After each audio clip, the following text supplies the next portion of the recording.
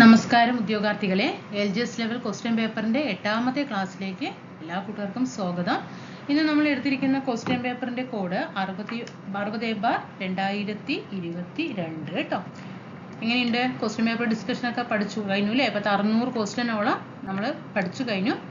ഇനി നമ്മൾ അടുത്ത ക്വസ്റ്റ്യൻ പേപ്പറിലേക്ക് കിടക്കണം കേട്ടോ. അപ്പോൾ എല്ലാ ക്വസ്റ്റ്യനും ബൈ ഹാർട്ട് ആയിരിക്കണം. നമുക്ക് നോക്കാം. മലയാള ഭാഷയും സംസ്കാരവും ആഗോളതലത്തിൽ പ്രചരിപ്പിക്കുന്നതിനായി കേരള സർക്കാർ ആരംഭിച്ച സംരംഭം ഏതാണ്? ഏതാണ് മലയാള ഭാഷയും സംസ്കാരവും പ്രചരിപ്പിക്കാൻ വേണ്ടിയിട്ട്? മലയാളം മിഷൻ ആണ് കേട്ടോ. ഏതാണ്? മലയാളം മിഷൻ. മീശ എന്ന നോവൽ രചിച്ചത് ആരാണ്? എസ് ഹരീഷ് ആണ് മീശ എന്ന നോവൽ രചിച്ചത്. കെ ഫോൺ പദ്ധതിയെ കുറിച്ചിട്ട് ശരിയായ പ്രസ്താവന. കെ ഫോൺ എന്താ?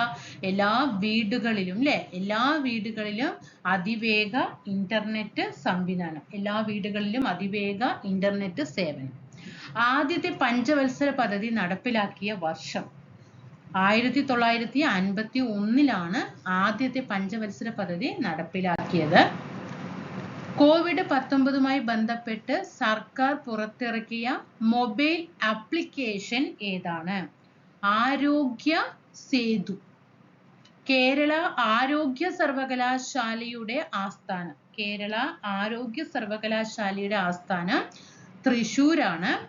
പെട്ടെന്ന് നമ്മൾ തിരുവനന്തപുരത്തിലേക്കാണ്, കാരണം ഏകദേശമൊക്കെ തിരുവനന്തപുരമാണ്. പക്ഷെ ഇവിടെ ശ്രദ്ധിക്കണം, ആരോഗ്യ സർവകലാശാല തൃശ്ശൂരാണ്.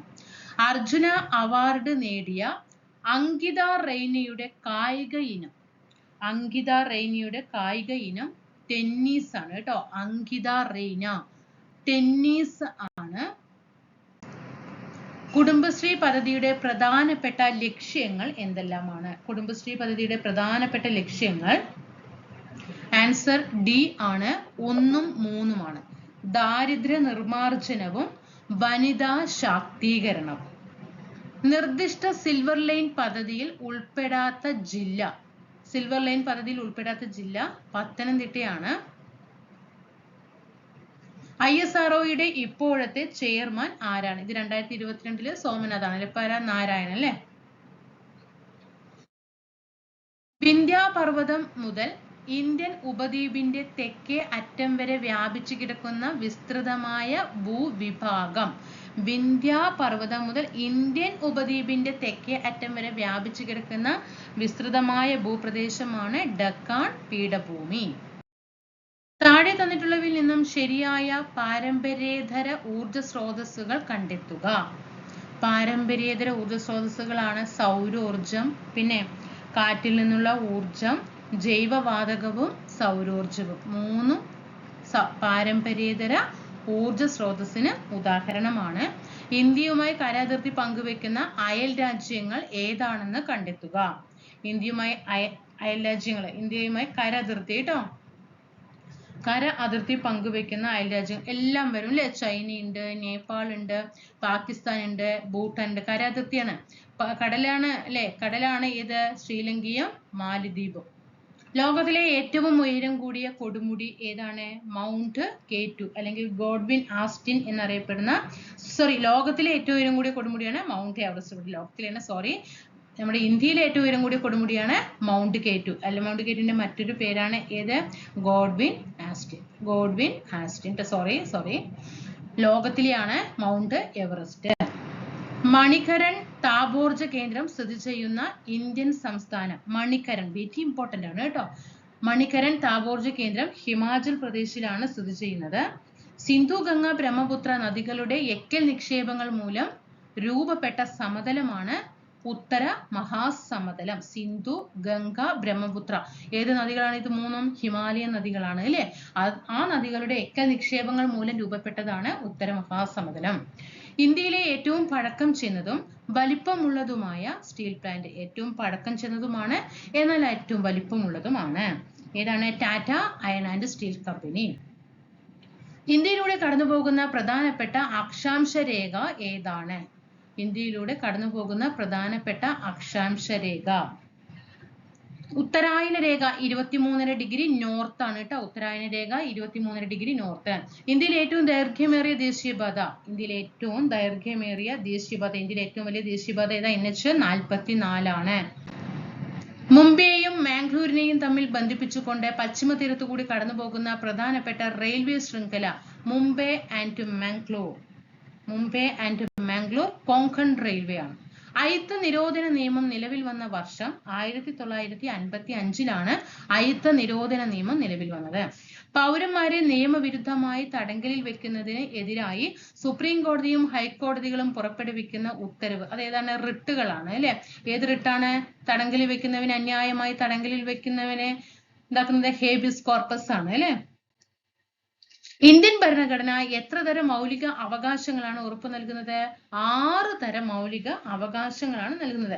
ഇന്ത്യൻ ഭരണഘടന നിലവിൽ വരുമ്പോൾ 7 മൗലിക അവകാശങ്ങൾ ഉണ്ടായിരുന്നു. പക്ഷെ പിന്നീട് എന്ത് ചെയ്തു? ഒരു മൗലിക അവകാശത്തിനെ എടുത്തു മാറ്റി അല്ലെ. സ്വത്തവകാശത്തെ മൗലിക അവകാശത്തിൽ നിന്നും എടുത്തു മാറ്റിക്കൊണ്ട് അതൊരു നിയമ അവകാശമാക്കിയിട്ട് പിന്നീട് മാറ്റി. അപ്പൊ ഇപ്പൊ എത്രയാണ്? 6 ആണ്. മൗലിക ചുമതലകൾ ഭരണഘടനയിൽ കൂട്ടിച്ചേർത്തത് ഏത് ഭരണഘടനാ ഭേദഗതിയിലൂടെയാണ്? 42.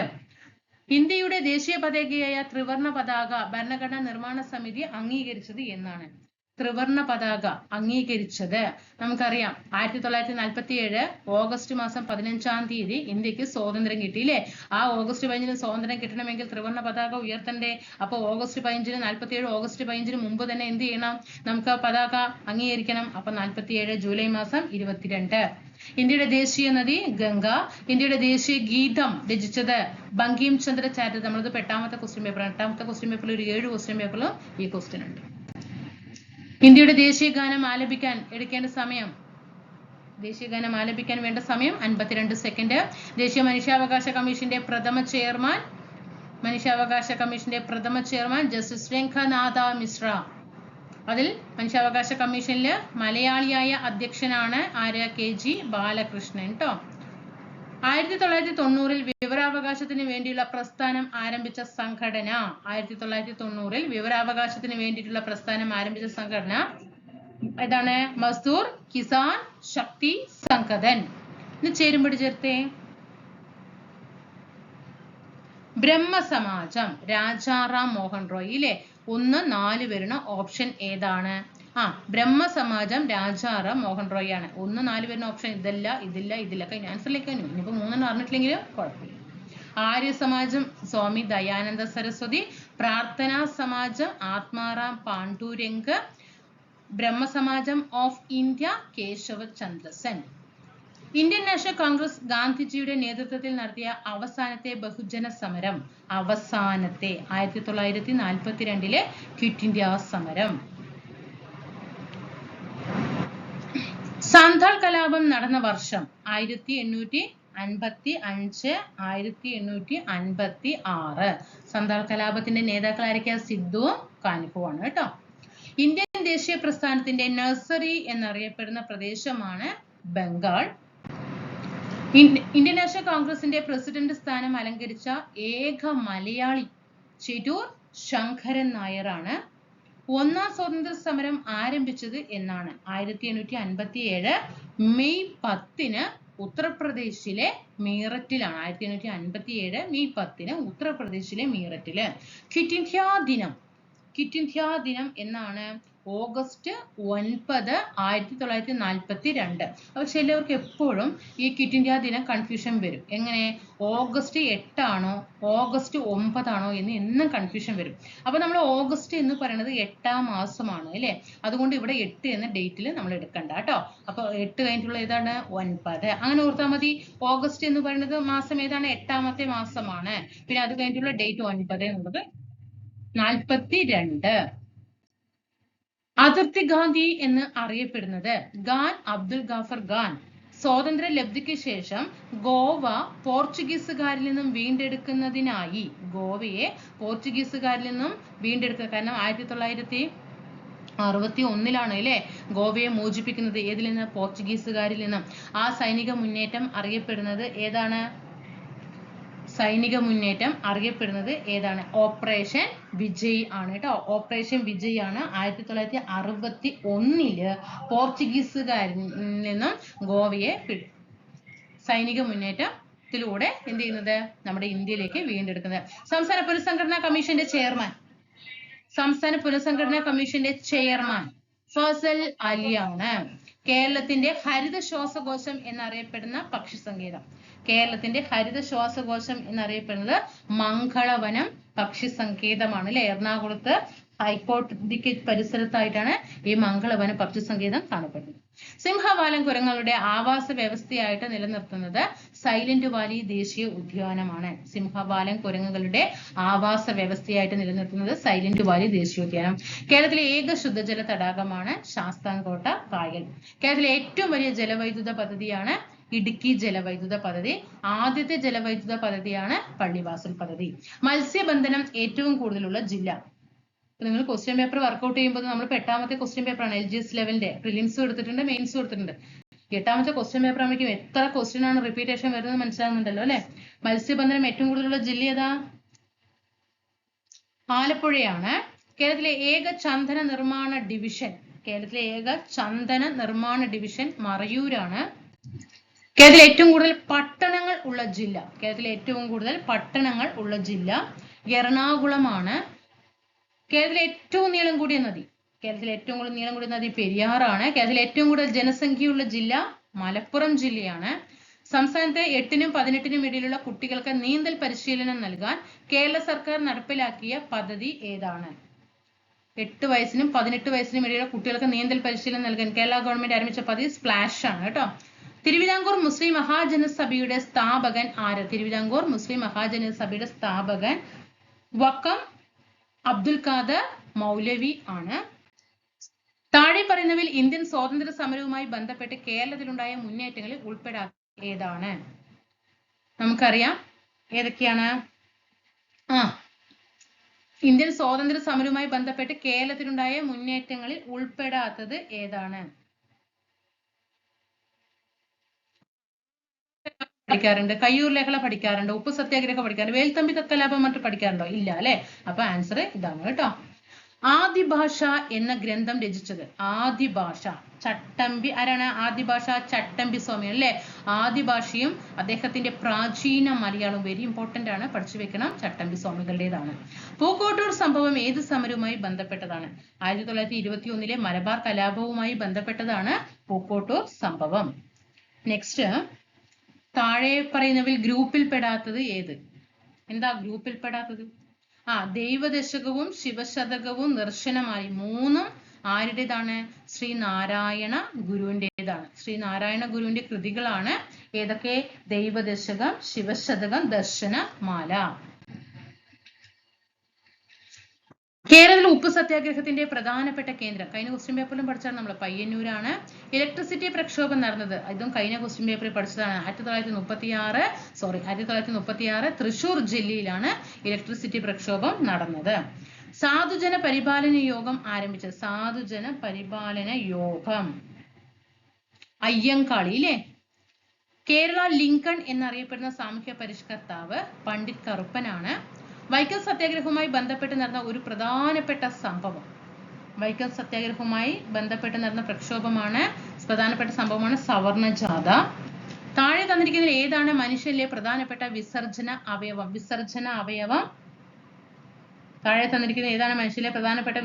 അവയവം? വൃക്കയാണ്. ശ്വസന പ്രവർത്തനങ്ങളിൽ നിശ്വാസ സമയത്ത് നടക്കുന്ന പ്രക്രിയകളിൽ ശരി ഏതെന്ന് കണ്ടെത്തി. ിലേക്ക് വായുവിനെ ശ്വസിക്കുകയാണ്. നിശ്വാസം പുറത്തേക്കാണ്. വായു എന്ത് ചെയ്യുകയാണ്? പുറത്തേക്ക് നമ്മൾ വിടുകയാണ് ചെയ്യുന്നത്. നമ്മളെ അതൊന്ന് മനസ്സിലൊന്ന് ഇങ്ങനെയൊക്കെ പഠിക്കുമ്പോൾ നമ്മൾ എന്ത് ചെയ്യാം? നമ്മുടെ ശരീരഘടനയുമായിട്ടൊക്കെ ഒന്ന് താരതമ്യം ചെയ്താൽ ഓർമ്മ വരുള്ളൂ. അല്ലാണ്ട് ഇരുന്നിട്ട് ഉച്ഛ്വാസം ഉള്ളിലേക്ക്, നിശ്വാസം പുറത്തേക്ക്, അപ്പൊ അവിശ്വാസത്തിന്റെ വ്യാപ്തി അതൊന്നും നമുക്ക് മനസ്സിലാകില്ല.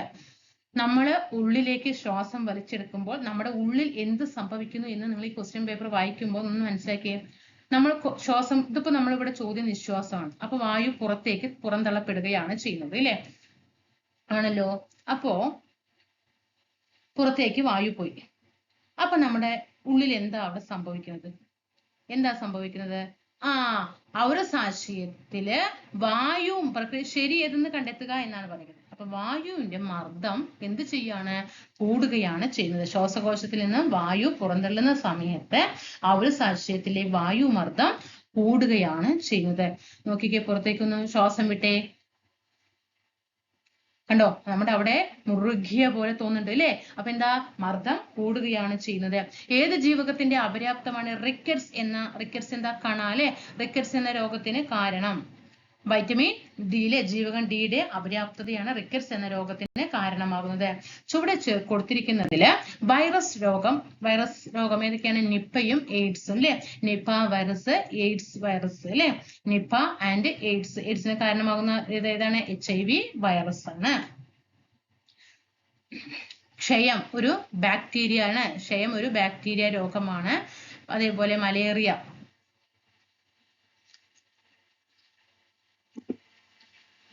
സർക്കാർ ആശുപത്രികളിലെ അടിസ്ഥാന സൗകര്യം മെച്ചപ്പെടുത്തി അവയെ ജനസൗഹൃദമാക്കുന്ന നവകേരള ദൗത്യത്തിന്റെ ഭാഗമായ പദ്ധതി. സർക്കാർ ആശുപത്രിയുടെ അടിസ്ഥാന സൗകര്യം മെച്ചപ്പെടുത്തുന്ന പദ്ധതിയാണെങ്കിൽ അത് ആർദ്രം പദ്ധതിയാണ്. ഹരിതഗൃഹവാതകം അല്ലാത്തത് ഏത്? ഹരിതഗൃഹവാതകം അല്ലാത്തത് ഏതാണ്? ഹരിതഗൃഹവാതകം അല്ലാത്തത് നൈട്രജൻ ആണ് കേട്ടോ. അപ്പൊ ഹരിതഗൃഹവാതകങ്ങൾക്ക് ഉദാഹരണം പഠിച്ചു വെച്ചോളണം.